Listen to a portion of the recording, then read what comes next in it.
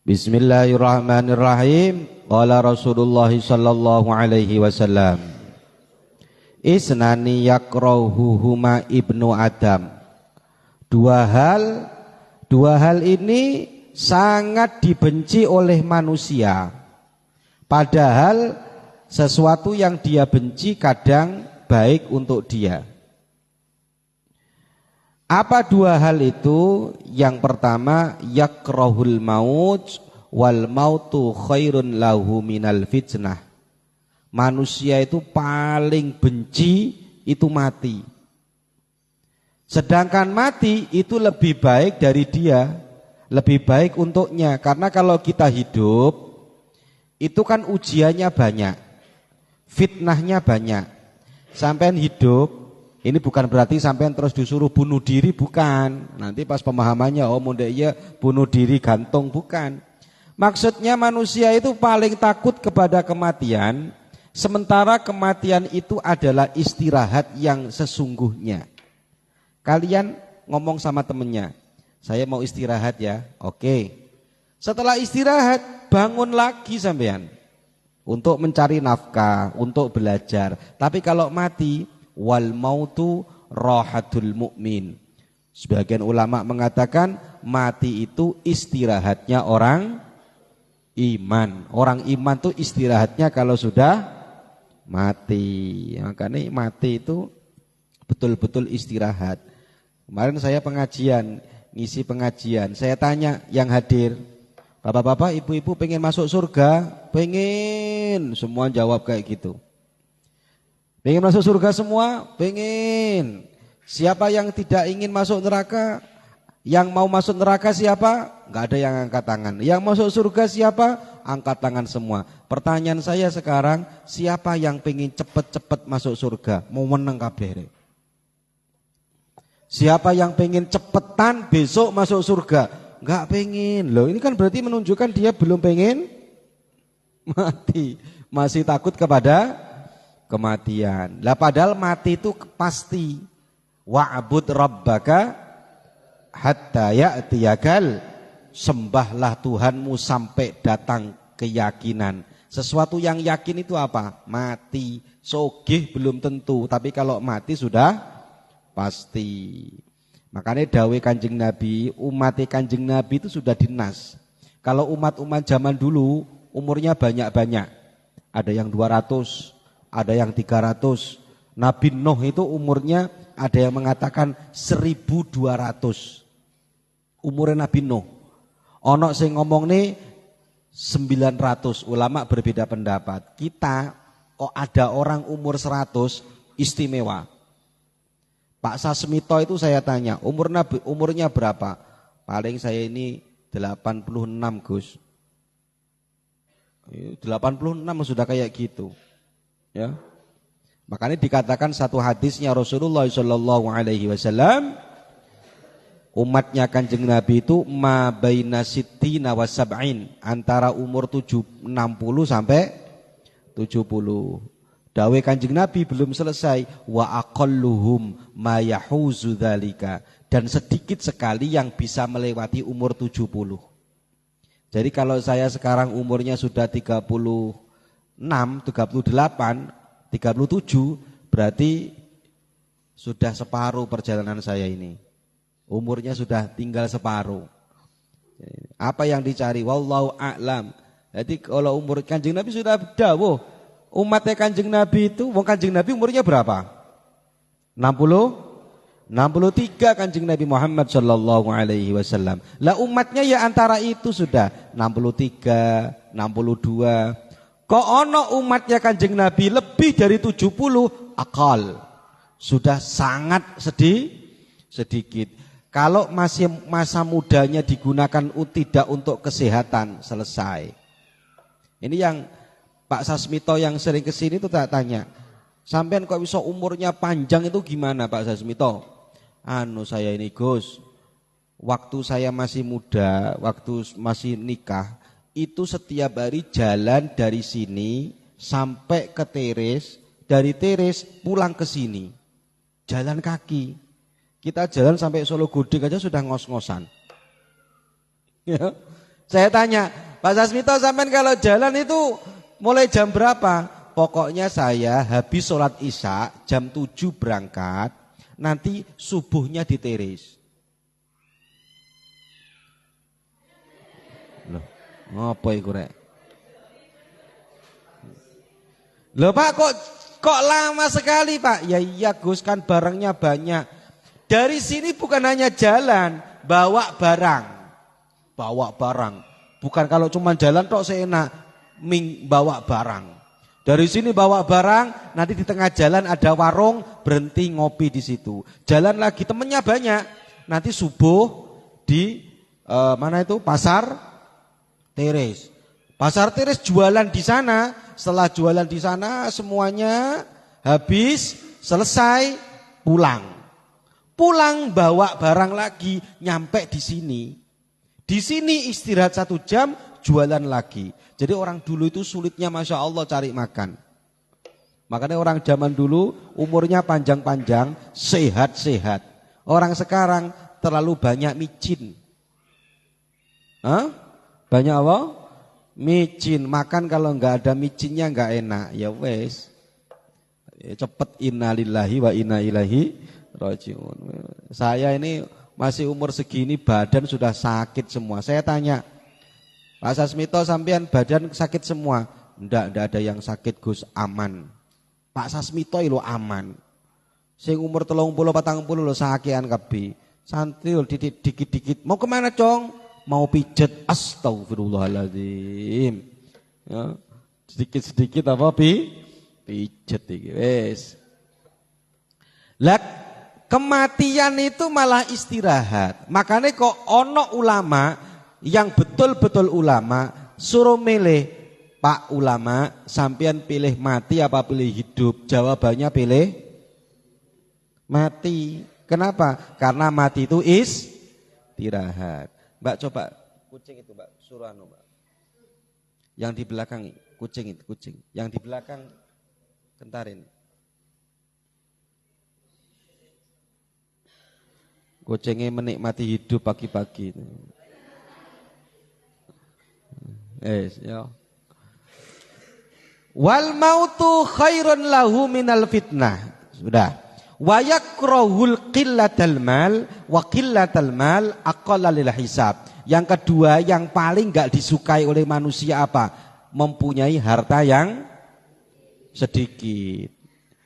Kamu ini perempuan aja, perempuan disuruh milih laki-laki yang kaya atau laki-laki yang miskin, hampir 99% dia akan memilih laki-laki yang jujur wah. Jujur perempuan. Bedanya perempuan sama laki-laki itu gitu. Kok ono laki-laki sama perempuan kenal, kemudian diajak si perempuan ke rumahnya laki-laki, ternyata rumahnya reot, rumahnya pelosok, itulah perempuan pulang mikir dan ngomong sama ibunya, sepertinya tidak jodoh Bu, karena rumahnya masa depan suram. Tapi kalau laki-laki diajak, hatinya sudah cocok, hatinya sudah sepak, tepak, tapi rumahnya reot, dia akan tetap bilang sama orang tuanya, inilah jodoh saya yang terbaik Bu, walaupun dia orangnya sederhana. Hebatnya itu laki-laki dan perempuan. Cuman laki-laki kalau perempuan itu bisa setia selama-lamanya, tapi kalau laki-laki sulit untuk menjadi laki-laki yang setia. Nah, itu bedanya. Ya. Makanya kok ditanya, ada enggak laki-laki yang tidak mata keranjang? Sulit. Iya. Hatta ustadz, hatta kiai, hatta ustad, kok ono sing bening lewat, set asale nunduk, yo, astagfirullahaladzim, iya nyongok, ya lihat, kenapa? Ya tadi itu, yes gak bisa ini mata, makanya jadi ini para ulama, tugasnya laki-laki itu ghaddul basar. Apa ghaddul basar itu? Memejamkan mata, tidak jelalatan. Orang kalau memejamkan mata, Allah akan menjaga seluruh tubuhnya. Enek ulama sering memejamkan mata, Allah menjaga, mohon maaf, kemaluannya dijaga oleh Allah. Lah orang sekarang umur 35 tahun loh bingung nyari jamu. Jamu apa? Jamu kuat katanya. Gara-gara tidak menjaga mata. Lah orang yang hartanya sedikit, dawe Kanjeng Nabi, waqillatul mal aqalla lil hisab. Harta yang sedikit itu lebih ringan hisabnya. Ini catatan bagi kamu ya. Ada yang tanya sama saya, Gus, kalau hartanya halal masa dihisab? Loh gini justru cara mikirnya. Dalam kitab Hilyatul Aulia, karangan Imam An-Nabhani, itu beliau mengatakan halaluha hisabun wa haramuha adabun. Harta yang halal itu besok dihisab, tapi kalau harta yang haram itu besok diadab. Ini catatan kamu. Jadi kalau ono sing tanya, lo kan harta saya halal semua, mana hisabnya? Justru kalau yang halal dihisab, kalau yang adab, kalau yang haram gak usah dihisab. Ngapain dihisab? Wong jelas-jelas haram, ya langsung dimasukkan adab. Makanya orang besok, ini coba ya perhatikan ini. Orang kaya dengan orang miskin itu besok masuk surganya cepetan orang. Karena orang miskin yang dihisab gak ada, sedikit. Dawe Kanjeng Nabi, yadkhulul fuqara. Dawe Kanjeng Nabi, yadkhulul fuqara al-mu'minin al-jannata. Masuk surganya orang-orang fakir yang iman ke masuk surga, qoblal agniya, sebelum orang kaya itu selisihnya binisfi yaumin, setengah hari. Cuman setengah hari tok. Nah, dengarkan dulu, ini belum selesai. Orang kaya masuk surganya sore. Orang miskin masuk surganya siang. Karena selisihnya setengah.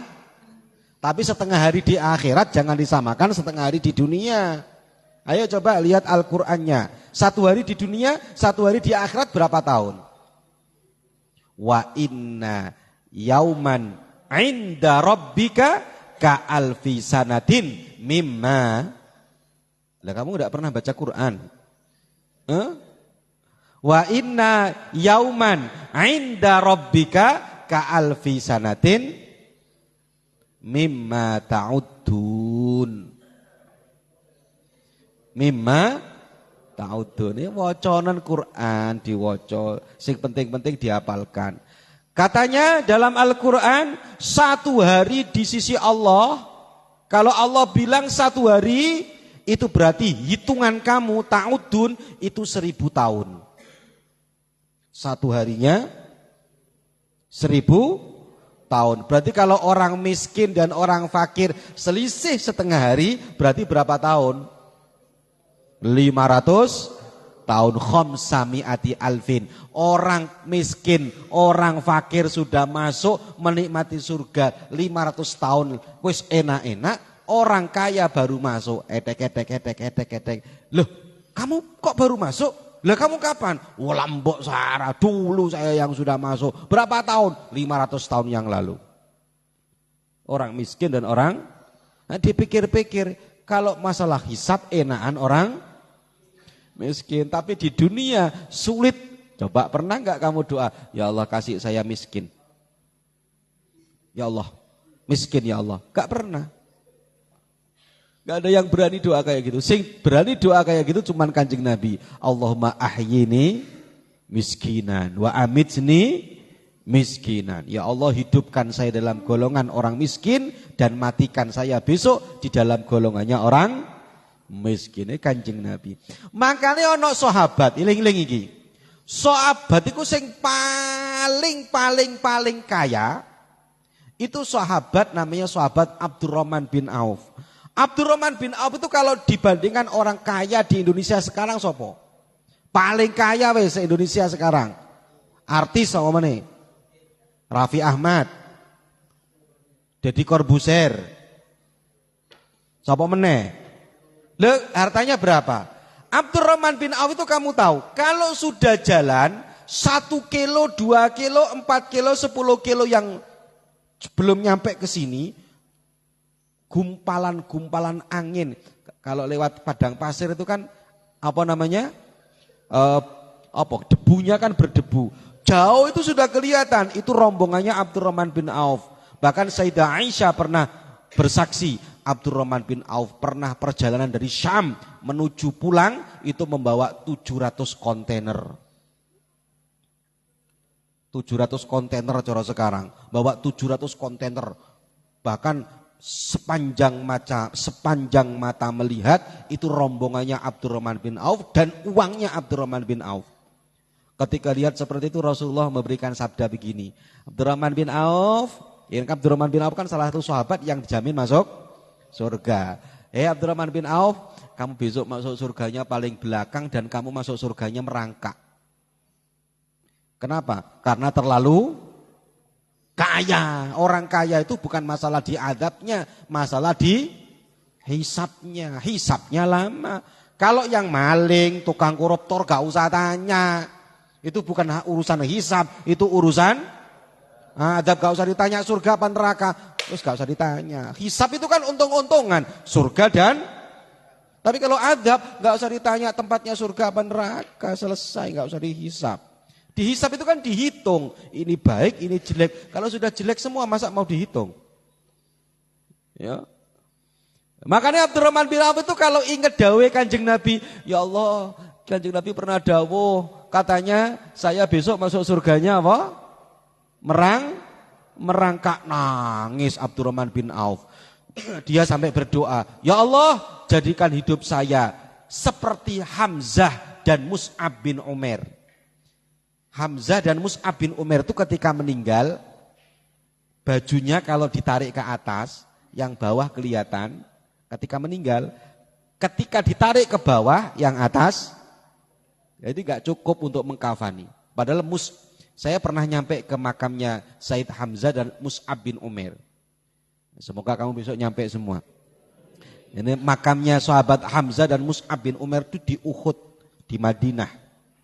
Mus'ab bin Umair itu orang yang paling ganteng, orang yang paling dimanja orang tuanya, orang yang bajunya paling bagus, orang yang paling istimewa, dan perempuan kalau Mus'ab bin Umair lewat tidak ada yang bisa memejamkan mata. Semua melihat, ganteng orangnya. Tapi setelah masuk Islam, semua fasilitasnya diambil oleh bapak dan ibunya. Sehingga ketika meninggal, Rasulullah sampai meneteskan air mata karena bajunya tok itu enggak cukup. Yang dulu bajunya ratusan, sekarang ketika beliau meninggal ditarik ke bawah, yang atas kelihatan, ditarik yang ke atas, yang bawah Mus'ab bin Umair dan Said Hamzah. Kumpul ini kuburannya di Uhud. Lah ini Abdurrahman bin Auf itu sampai doanya gitu, ya Allah saya meninggalkan seperti Hamzah dan meninggalkan seperti Mus'ab bin. Loh tapi dawuh Rasulullah, Rasulullah itu dawuhnya in huwa illa wahyui. Kalau Sayyidina Abdurrahman bin Auf tidak mungkin miskin. Pernah kamu saya ceritakan dulu, Abdurrahman bin Auf itu pernah suatu hari pengen miskin. Suatu hari di Madinah itu panennya gagal. Orang kalau sudah panennya gagal gimana? Kayak sekarang ini situasi tembakau kerker. Enggak paten.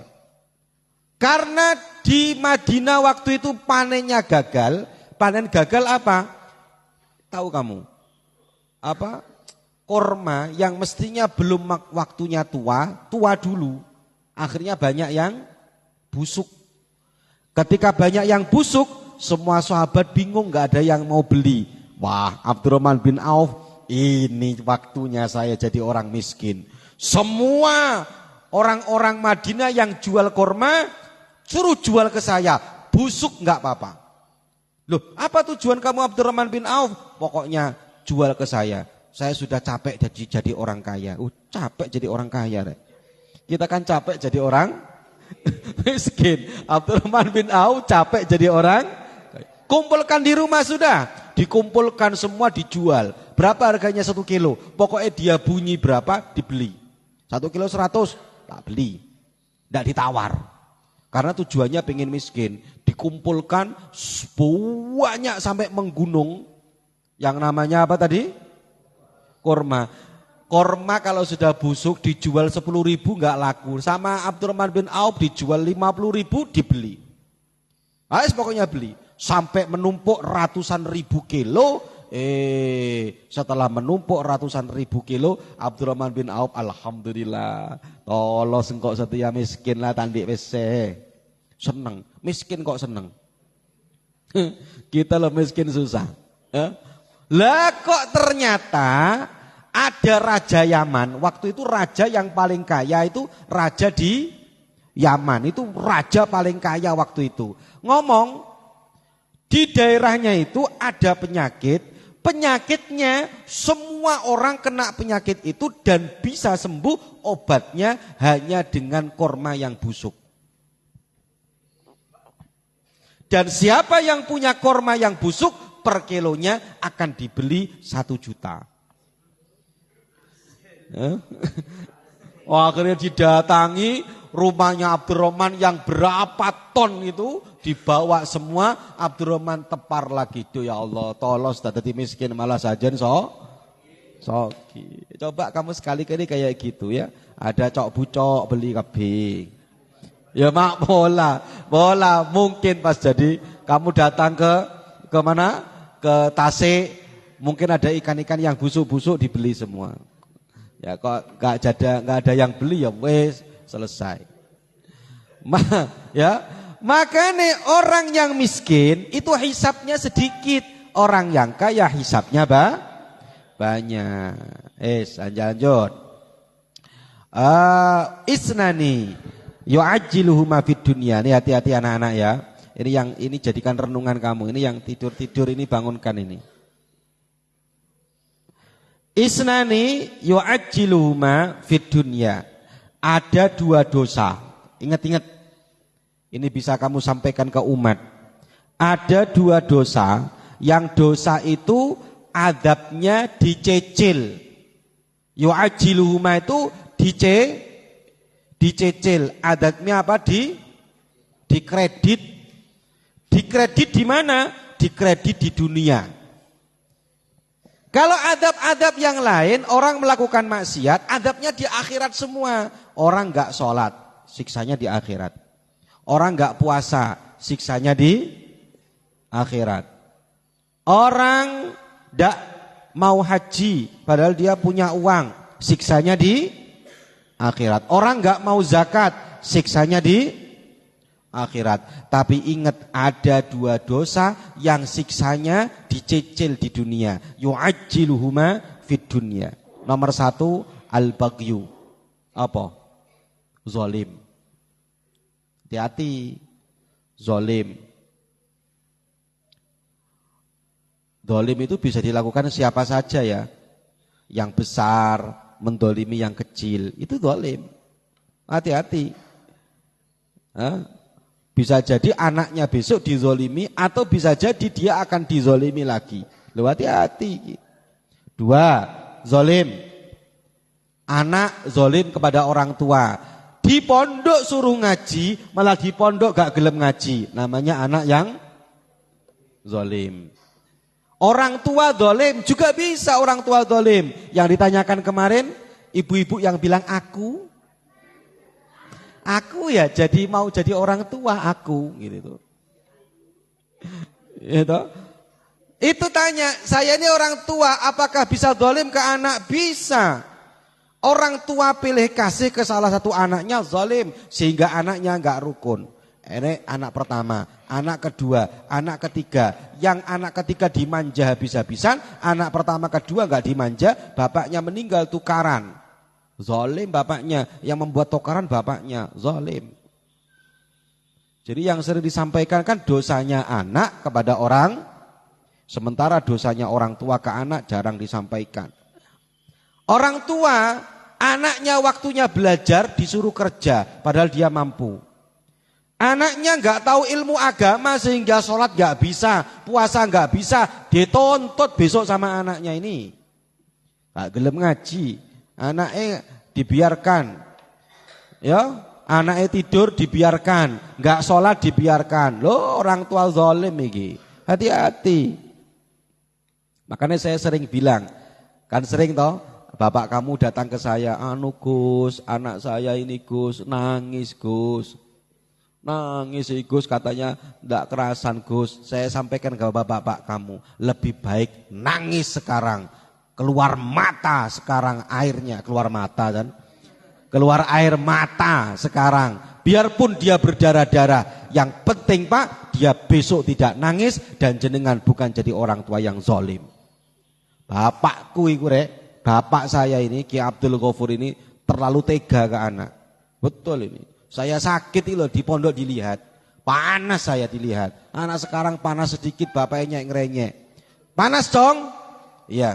Gak popo nak. Panas dong. Gak usah mulai.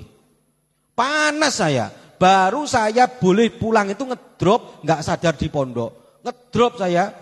Drop gak sadar, baru orang tua saya, lah kalau sudah gak sadar kayak gini bawa pulang. Ini bapak saya gitu, anak sekarang nyek-ngerenya sedikit, anu Pak pulang, bapak iya pisan, iya wis lana, mulai lana, aduh. Saya gak sadar, baru saya dibawa pulang, kok masih sadar, gak usah mulai awakmu. Mati ning pondok gak apa-apa. Gitu loh. Orang tua kayak gitu, ya takut jadi orang tua yang murid santri ya bisa dolim kepada kiainya, kiainya ya bisa dolim kepada santrinya. Ono kiai gak gelem ngaji, ono santri gak ngikuti aturan pondok, zolim. Punya santri tapi dia gak mau ngajari santrinya, zolim juga, hati-hati. Jadi besok kamu kok ditakdir jadi ustadz, yo kudu gelem ngajar, gelem ngaji. Pengen cita-cita jadi ustad, tapi senengane ngelejer, ya wis tolos. Ustad sing zalim, hati-hati iki. Zalim ini inget-inget, zalim ini siksanya tidak di akhirat, tapi juga dicicil di dunia.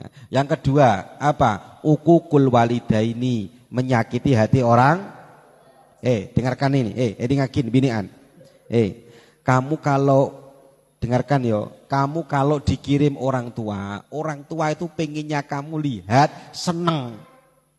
Orang tua datang tuh seneng pengennya. Oh anak dikirim dari rumahnya wis ngok merongok kade.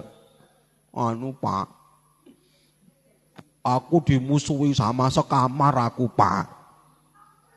Itu biasanya kerjaannya Pondok Putri. Pondok Putri, aku dimusuhi satu kamar Pak, aku didiemi Pak. Laporan bapaknya ke saya, anu Gus, katanya dok. Yang laki juga kayak gitu, anu Gus, ini anak saya begini. Orang tua kamu tuh gak usah kamu kasih repot kayak gitu. Kamu kalau ada masalah di pondok, laporannya ke pengurus pondok. Jangan dilaporkan ke orang tua. Orang tua kamu kesini tuh pengennya seneng, pengen gelu anaknya. Dia remajong, walhamdulillah Pak. Anak saya di pondok, Naila di pondok, kok telepon saya nangis. Aduh gini, susah saya. Duh, apa sih nak awakmu susah kaya ngono. Gak usah susah. Ya saya nguatkan seperti bapak saya, tapi aslinya susah. Tapi ketika dia telepon, enak. Makanya kok bapak kamu datang dari pintu gerbang, datang dia mau telepon, langsung sambut dengan senyuman pakai hadrah. Ya, saweneng. Lho ngono lho. Oh jadi sambut dengan susah. Pak Hol datang, Andre dari bawah, tolaal. Asik ngono lho ya. Akhirnya bapak kamu masuk ketemu kamu tuh seneng, pulang seneng. Kok ono anak, lihat anaknya di pondok uququl walidain, menyakiti hatinya orang tua, itu juga besok juga akan disakiti. Saya ini ketemu dengan orang kemarin, anaknya nangis di pondok, tak tanya, lah kamu sampean dulu mondoknya nangis enggak? Oh parah Gus, ya turun ke anakan. Bapak itu kalau seneng nyakiti bapaknya, anak kok senengnya. Makanya dikatakan menyakiti orang tua itu dosa warisan. Anak menyakiti bapak, anaknya juga akan menyakiti lagi. Terus akan terulang seperti itu kalau enggak dihentikan. Wah, hati-hati. Makanya anak seburuk apapun bapaknya, sejelek apapun ibunya. Hatta bapak dan ibunya itu enggak kumpul lagi, enggak bersama lagi, hormati dua-duanya. Saya ini punya saudara apa ya namanya? Ibunya dia itu sesaudara dengan ibu saya, apa namanya itu? Hah? Saya itu punya saudara, ibunya dia itu saudara dengan saya, dengan ibu. Jadi ibunya dia satu saudara dengan ibu saya. Apa namanya? Sepupu ya? Hah? Kayak siapa kalau di sini nih? Gak ada ya. Kayak bapak kamu sama bapak kamu satu bapak setretanan. Kamu sama ini. Ya. Apa namanya? Sepupu. Sepupu saya ini mondok di Lirboyo, bapaknya pisah sama ibunya. Ibunya pelak, loman, bapaknya enggak. Bapaknya enggak patek. Saya ngomong, bagaimanapun tetap bapakmu. Selama kamu menyakiti bapakmu, ya kamu enggak akan barokah. Akhirnya sekarang baik semua. Masya Allah. Makanya ya, ojo sampai anak menyakiti hatinya orang. Wes talako enek anak nyakiti hatinya orang tua. Cer kelacer. Hidupnya akan susah. Kok seneng lawan orang tua, susah hidupnya. Dan ini bukan katanya saya, semua ulama sudah mengatakan, sudah dibuktikan bahwa banyak anak yang senang menyakiti hatinya orang tuanya, hidupnya akan susah. Wes ojo lah. Orang tua guru itu pegangan kita sebagai santri. Dan yang menyakiti hatinya guru mungkin siksaannya di akhirat. Tapi kalau hati orang menyakiti hatinya orang tua dicicil di dunia. Naudzubillah min dzalik. Semoga kita semua dijauhkan dari dosa-dosa itu. Al-Fatihah.